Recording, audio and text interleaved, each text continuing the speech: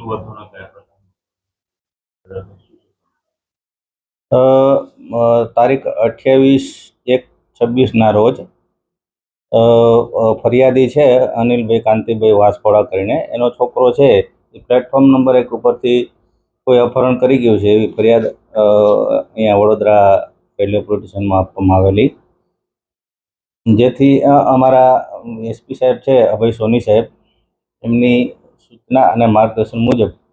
અમે અલગ અલગ ટીમ બનાવેલી, જેમાં અમારી એલસીબીની ટીમ, એસઓજીની ટીમ છે, અમારા વડોદરા જીઆરપીના ડી સ્ટાફના માણસો, ટોટલ અમે અલગ અલગ 6 થી 7 જેટલી ટીમ બનાવેલી અને એ ટીમ મારફતે આ બાળક છે એનું નામ છે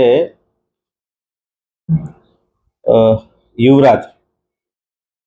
એની ઉંમર છે 5 વર્ષની, જેથી અમે અમારા એલસીબી અને એસઓજીના જે એલસીબીના પીઆઈ છે ટીવી પટેલ અને અમારા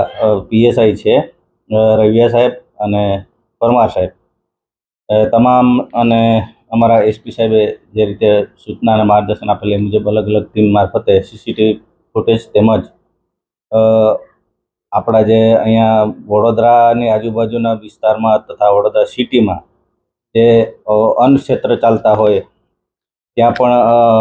પૂછપરછ કરવામાં આવેલી, પછી રોડ રસ્તા ઉપરના જે સીસીટીવી ફૂટેજ છે તે ચેક કરવામાં આવેલા,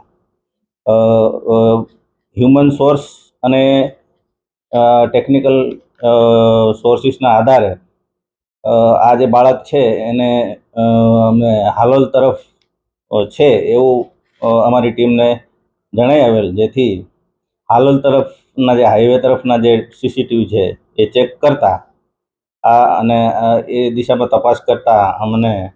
ગઈકાલે જે આરોપી છે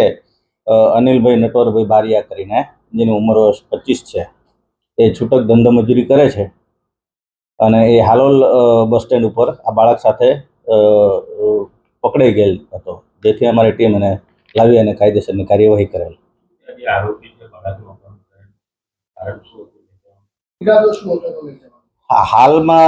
હાલ સુધીની તપાસ દરમિયાન અમને આ કોઈ ગેંગ સાથે સંડોવાયેલ હોય અથવા તો એ બાળકો અપહરણ કરીને અન્ય જગ્યાએ કોઈ જગ્યાએ વેચી દેતો હોય એવું કંઈ તપાસ દરમિયાન સ્પષ્ટ જણાઈ આવેલ નથી, પરંતુ એ દિશામાં અમારી તપાસ ચાલુ છે.